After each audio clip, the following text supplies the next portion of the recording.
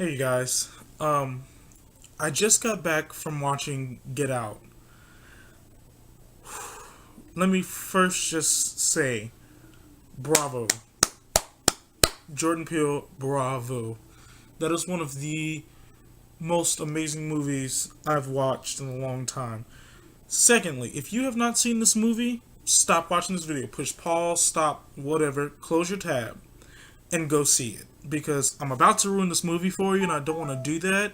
I don't know who's. Someone's texting me. Sorry. I don't want to ruin this movie for you, but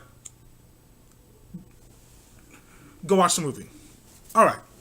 Now that that's out of the way, let me jump right in. If you're unfamiliar with the plot, or if you watched it a couple weeks ago and you want to get back into it, there's a black man who is dating a white female. They're, a little over college age, young adults, just getting into life. They're in love. He goes to with her to visit the parents for the weekend, and things just go left. One of the things you immediately notice about the movie is this feeling of uneasiness. Like, you're uncomfortable the entire time, which is really poignant because as a black man, especially with my career field, which is hopefully opera. Somebody hire me to do an opera, please, please, please. I'm pretty. I think I'm okay. Hire me. Um, there's a being the only black person in a room, it makes you uncomfortable. It makes you feel like people immediately stare at you, and you just feel uneasy because you feel helpless. And you get this real feeling of this uneasiness, like at any moment something could pop off, and excuse me, and you don't know how to really deal with it. And that was really heavy throughout the entire movie. But then there's one thing that I noticed as I'm going through the movie. He kind of undoes a whole lot of black stereotypes in the movie. Finally, we have a black man in a movie that is not the intimidating figure for white women or people in general. It's a common theme in movies where the black man is the thug, or heck, we can even go back decades. In the first black man, we have black men, after the helpless white woman, he's gonna rape you, and all that stuff. So we get a black man who is not preying on anybody else. We also get a black man or black people in a movie that make good choices and actually survive. Like, what? They can get through an entire movie. The only two black men I remember that got through the movie are what? LL Cool J and Shark movie. I don't know what the shark. I don't remember. But you got LL Cool J and you got Ice Cube in the Anaconda film. That's it. But now we have a black man who actually makes good decisions most of the time regarding what's going on, and he lives to the end. It's great. What's really interesting is that Chris, the main protagonist, is actually a victim. In real life, there have been, especially in recent years, there's just been a lot of stuff going on where black men have died at the hands of police, or people who aren't of color, or something has happened, and it's never the fault of the person that killed them. It's always, oh, well, if he wasn't selling cigarettes, or if he had just listened to the police, or if he had not been walking down the street with Skittles, or if he wasn't looking suspicious, then he wouldn't have died. And that gets really old. Really, really old.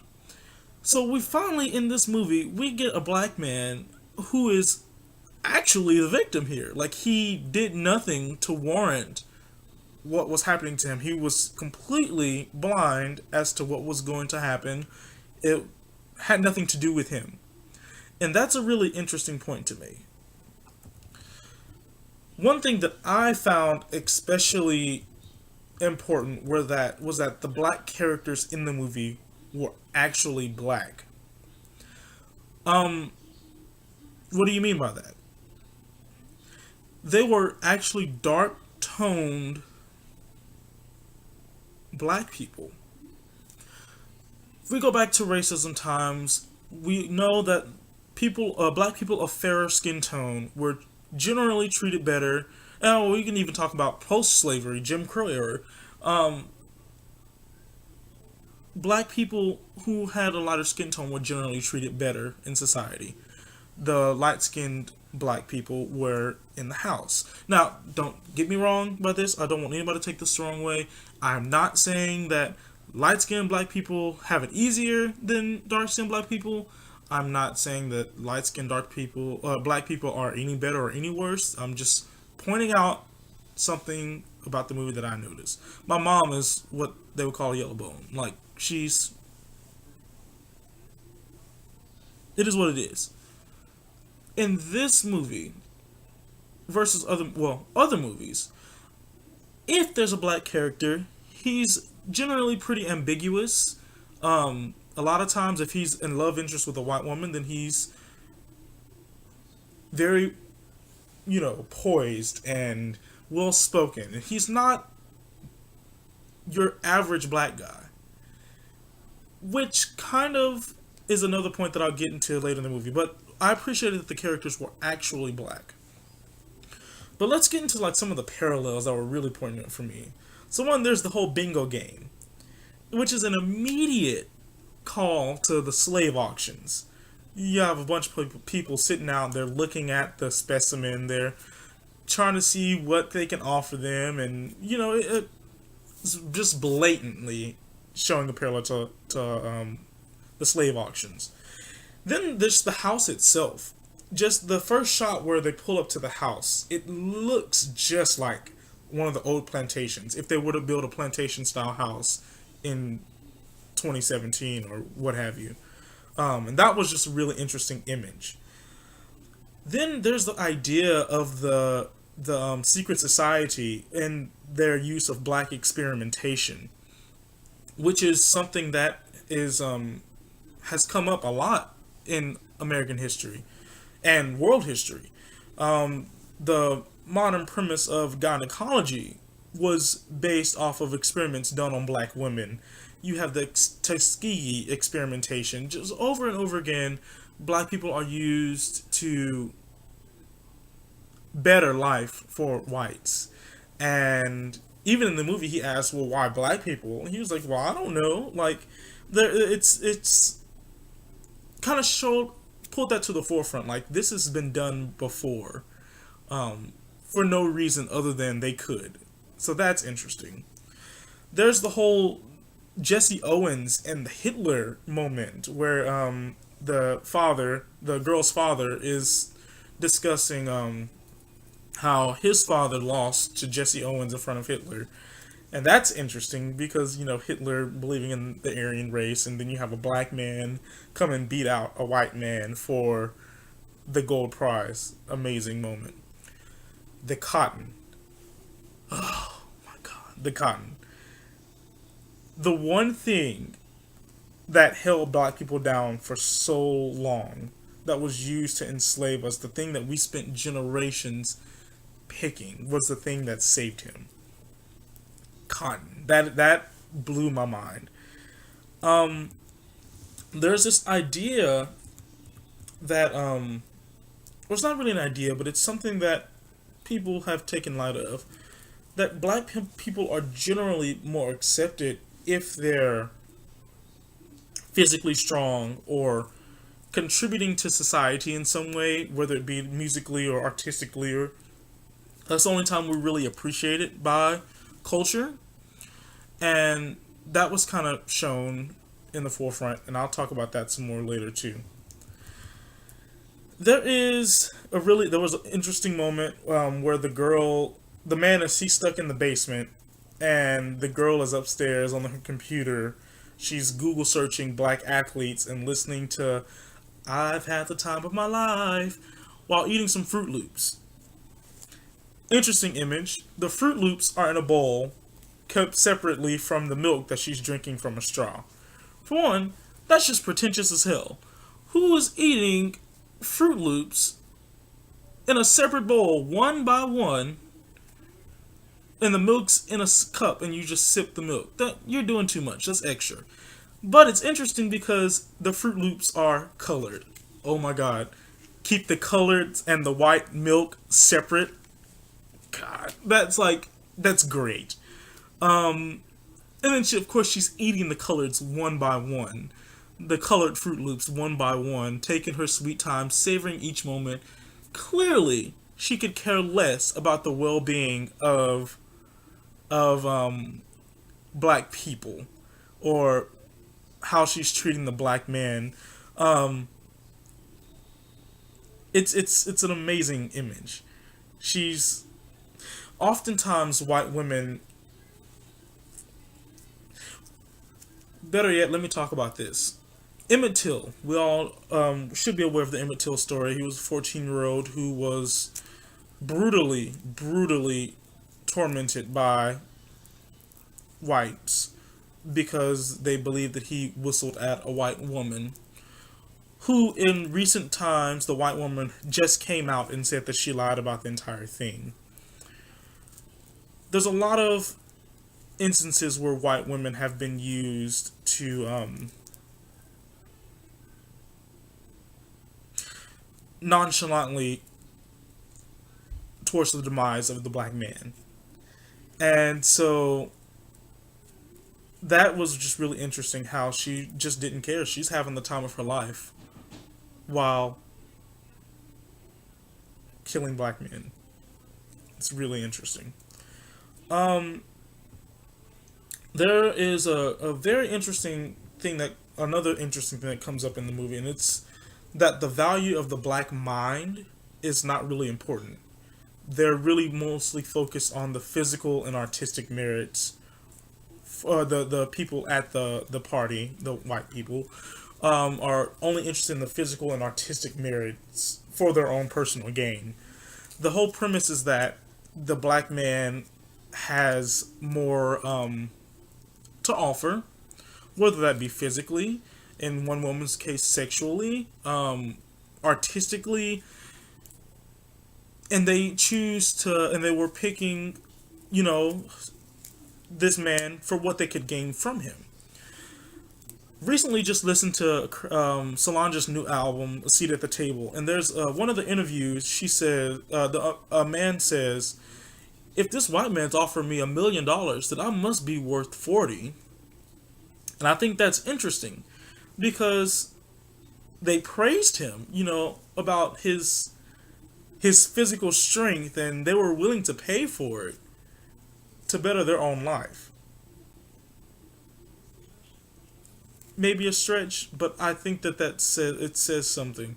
Um, the more that black athletes and black musicians and black artists are generally, they have a higher merit. You know, oh man, I don't like black people, but I love Kobe Bryant or something like that, and it's only because he's good at sports. Or the real only exposure to black people are black celebrities, and that's not really the culture as a whole. So be careful of that. Um, the whole thing with the tea. Let's spill the tea. Interesting. I don't know if that was done on purpose or not, but spilling the tea, that's a black phrase that like it's thing. So yeah. Um but I didn't notice at first that it was how she was controlling him. It took me a little while to realize that that is how she was hypnotizing him, was through the tea. And of course the main character didn't either. But what's interesting about that is like it just shows how easy control can be. Um, Even today, black people are controlled. How, do you ask? I don't know if you guys watched 13th, the documentary by Ava DuVernay or something like that. I'm sorry if I butchered your name. Amazing documentary. It talks about how the prison system and incarceration, the war on drugs, and things like that have been used as a means of slavery. Um, and it's not something you would notice right off the bat. But then, as she does in the documentary, she kind of digs into it, and you start to realize that a lot of these laws directly affected people of color.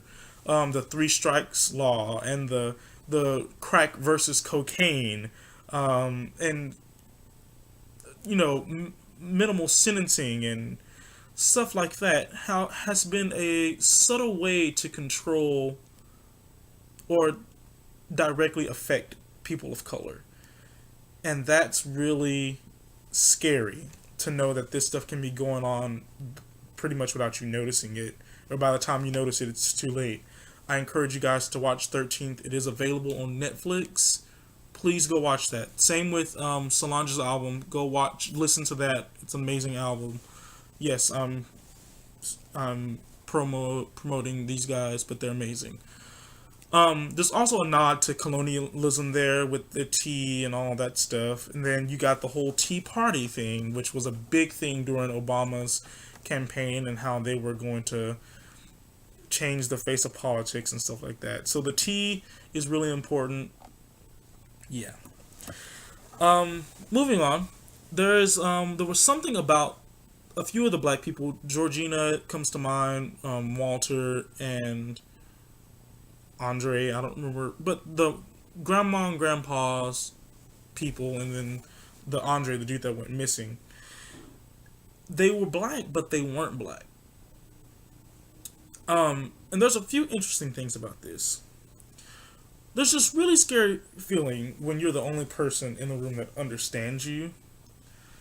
Um, so immediately he was relieved when he saw other black people, which is a thing. That's why we're so comfortable around each other, especially when we're out in public and you're like, oh crap, there's somebody else that looks like me, somebody who I could possibly understand or would understand me. Um, like when he went to shake Andre's hand, or he went to give him doubt, and he grabbed his fist. Black people, we know when we're going to give a handshake or whatever, we know what we're going to do, and so for him to do that, like, that automatically set up signals. Hey, something's not right about this dude. Or when he was talking to Georgina, and he said, "I didn't mean to snitch on you," and she didn't understand what snitch meant. It's the black culture. We understand our culture very well, and so that was a really cool way to say, "Hey, there's something up with these people," because they don't understand our cultural references. But this also shows why representation is so important. Black people, for a long time on TV, weren't black. They were very whitewashed. They weren't my auntie that lives up the street or anything like that. It was somebody who has done very well for themselves. They're very prim and proper and the outstanding citizen. And that's not the case for every black person. It's really not. Some black people are a little thuggish. Some of them are a little ghetto. Some of them don't. Some of them just don't. So, and it's important to see those kind of people on TV doing something for themselves. Um, it's important to see that. It's important to see the full range of everything that a black person is and not just one or the other. And so I think that was also well, at least for me, it was something that made me appreciate the movie. It was like to see black people on film who didn't represent black culture or didn't understand it. It makes you uncomfortable and it makes you feel like you you don't connect with them. I just want to put this in there. This is why Betsy DeVos, our Secretary of Education, I roll. This is why we have things like HBCUs, historically black colleges and universities, and for those people who like think that that's a problem, and BET and stuff like that. This is why we have those things, so that we can see the full span of what black people are, because we weren't allowed to see that on TV.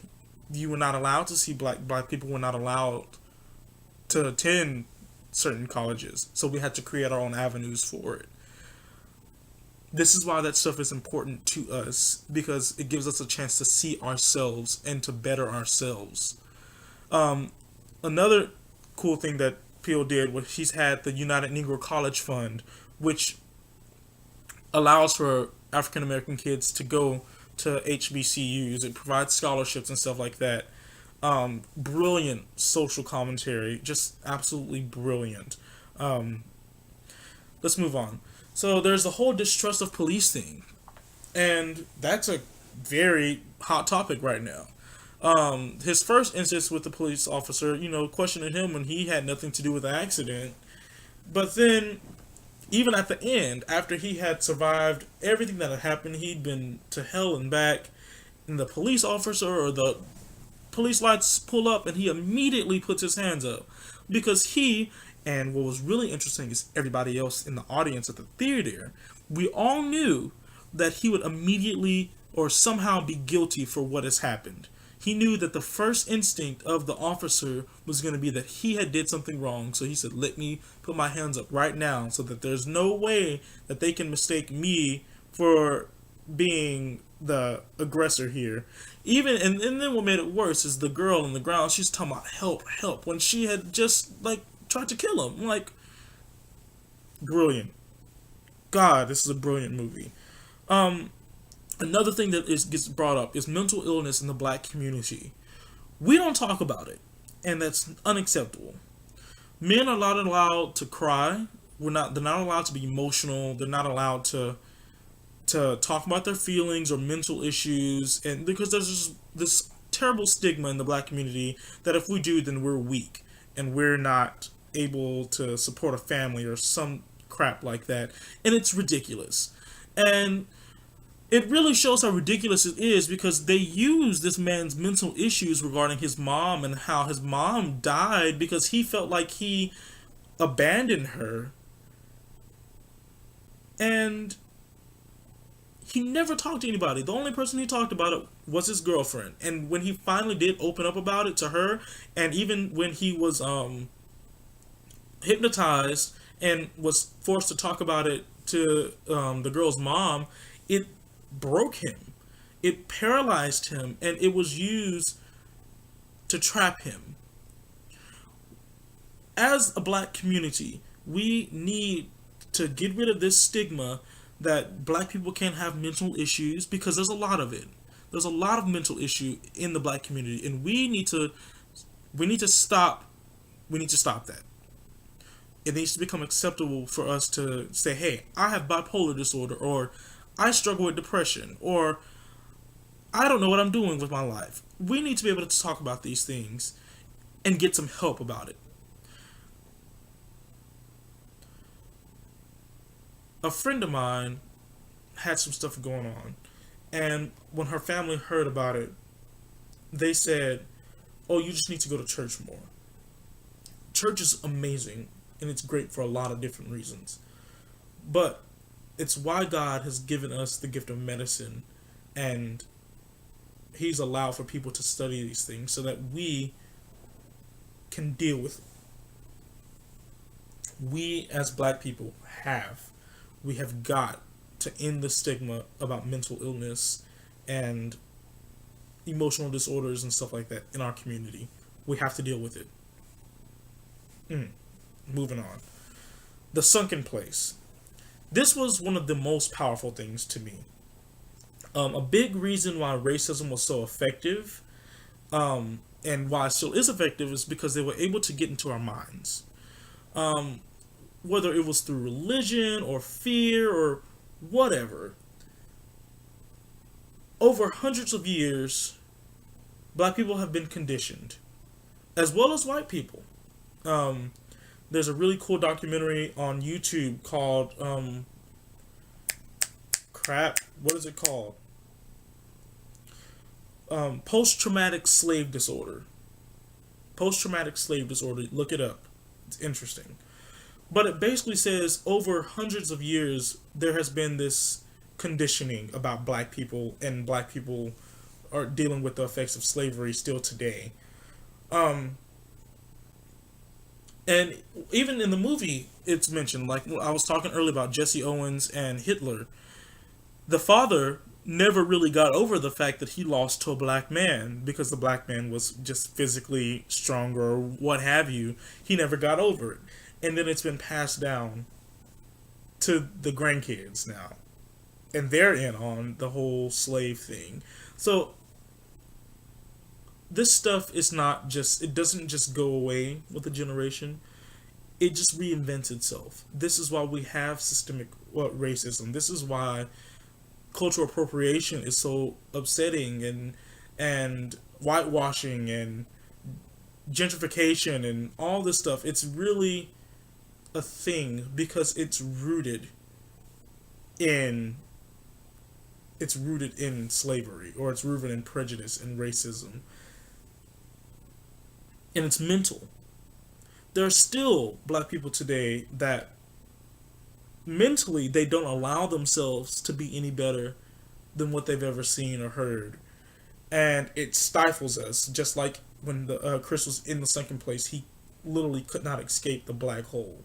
It's like once you fall into this black hole of drugs or gang banging or what have you, you can't get yourself out, and that was really intense to see that, to physically see how our own psyche can be our demise.